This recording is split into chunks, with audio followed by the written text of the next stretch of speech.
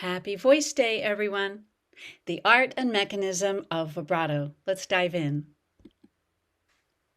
One of the main differences between speech and singing is the use of vibrato in singing. It is a cyclical pitch change which adds expressiveness to singing. Perhaps vibrato reminds us of the trembling hand or the fluttering heart when in the presence of a lover. There are major differences in how classical singers and commercial singers approach the use of vibrato. In classical singing, vibrato is often conflated with singing, meaning there is no singing without vibrato, and that singing with straight tone is somehow harmful or boring.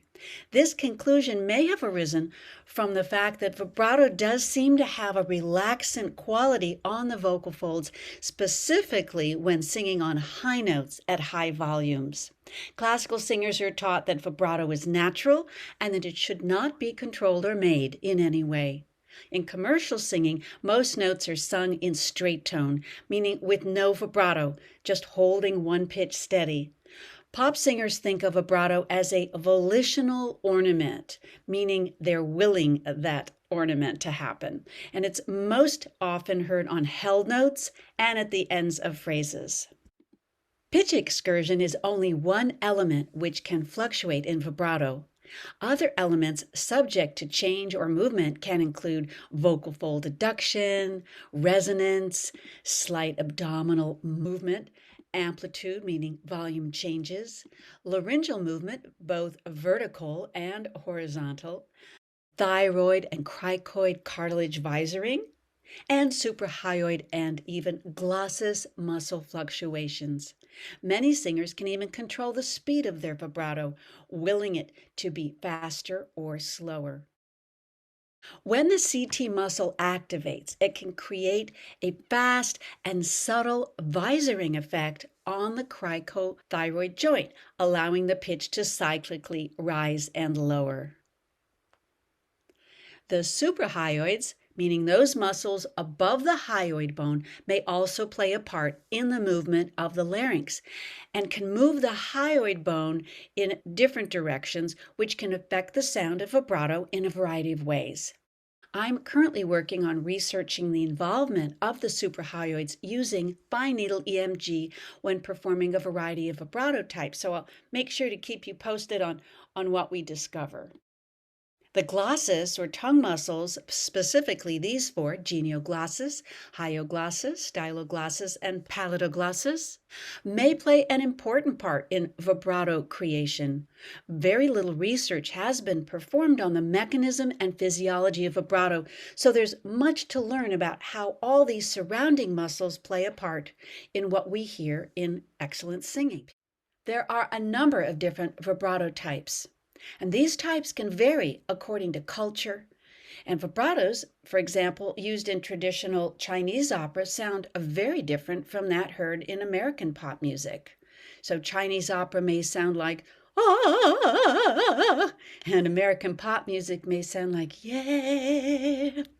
In certain cultures, no vibrato is used, and it might even be heard as being weird or unnatural sounding.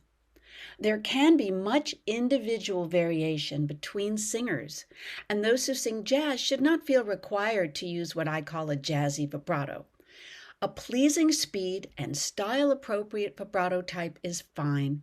Having said that, though, if one uses too little or too much vibrato compared to the conventions of that genre, it can create in the listener the sense that something's wrong.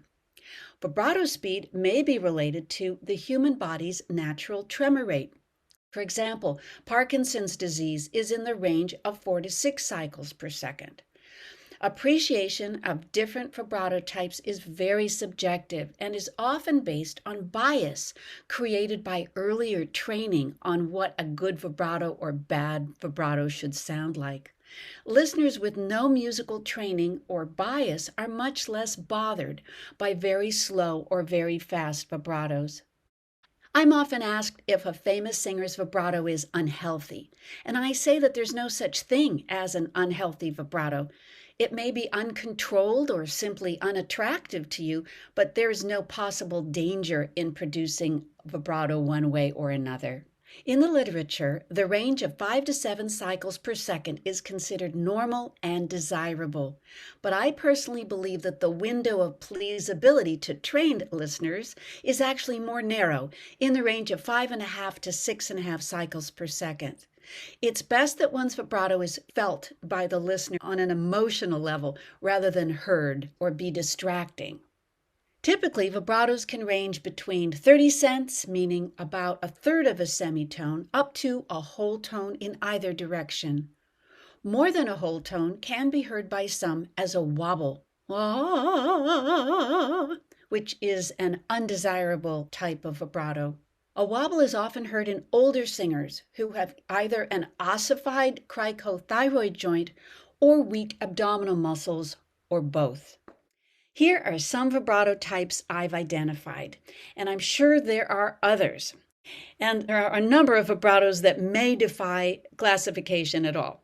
In my pop vibrato, my larynx moves up and down, and there's a slight lateral motion created by alternating suprahyoid muscles, and I call that action rocking.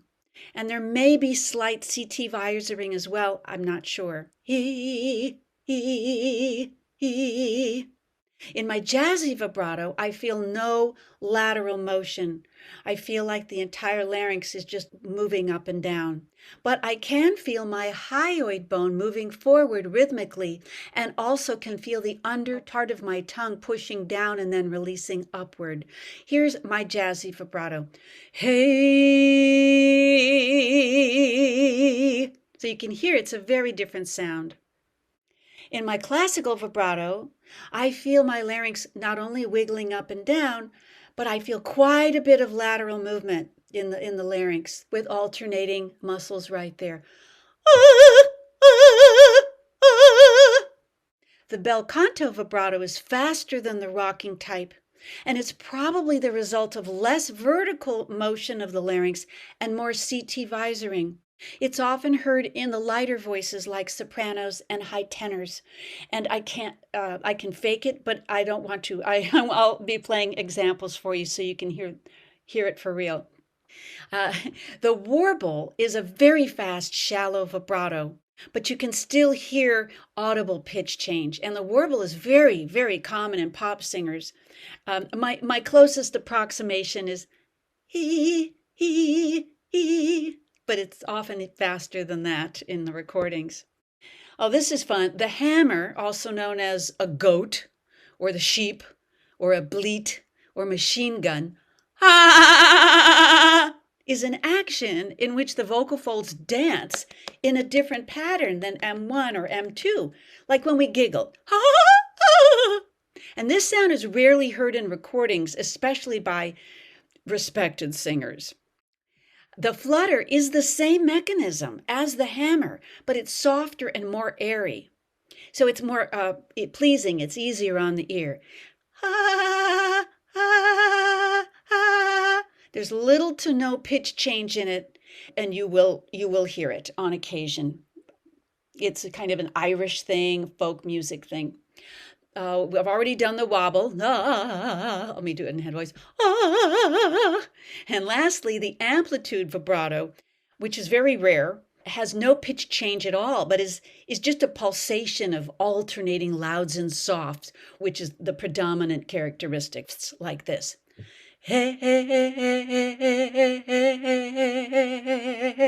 Let's listen to some quick samples for each of these vibrato types. I'll never ask for too much, just all that you are and everything that you do. I'm never gonna fall in love again. Found a girl and you're married now.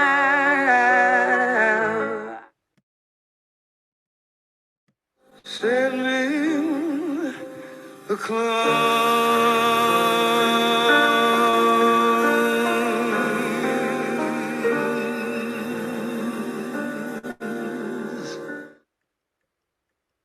and coat. I've gotta be me.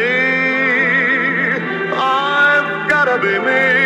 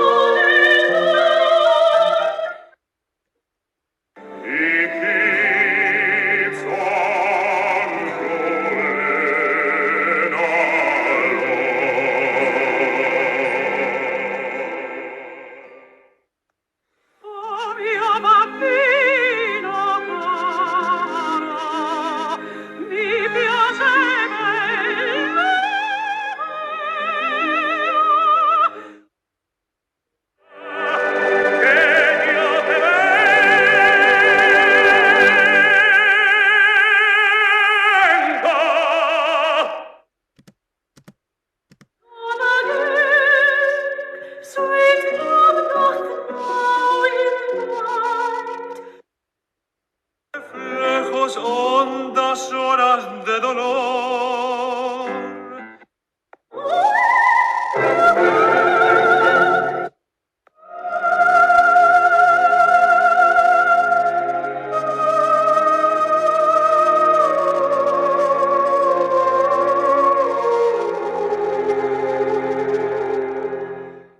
I'm wishing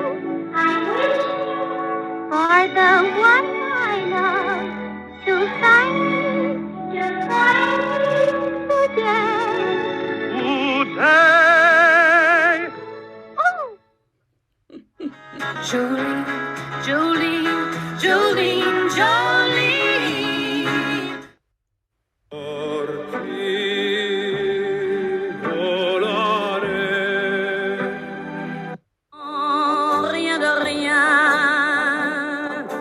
Non, je ne regrette rien.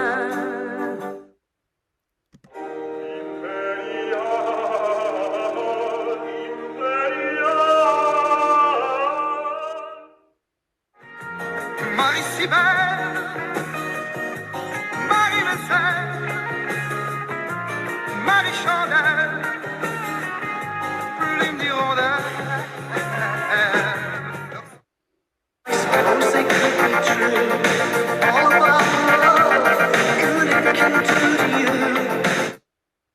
You miss the train I'm on. You will know that I am gone. You can hear the whistle blow 100 miles. It's easier on the ear, isn't it? When somebody listen to the field it's gone.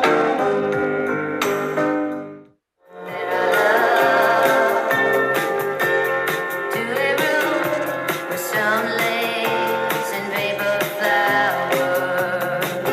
Back to the gypsy that I was, to the gypsy. With you, something burning, and I feel with desire.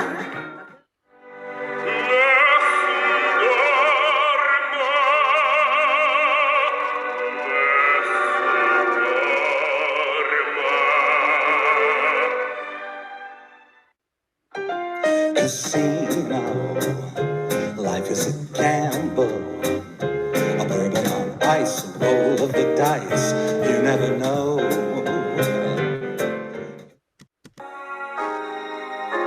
I don't know much, but I know I love you.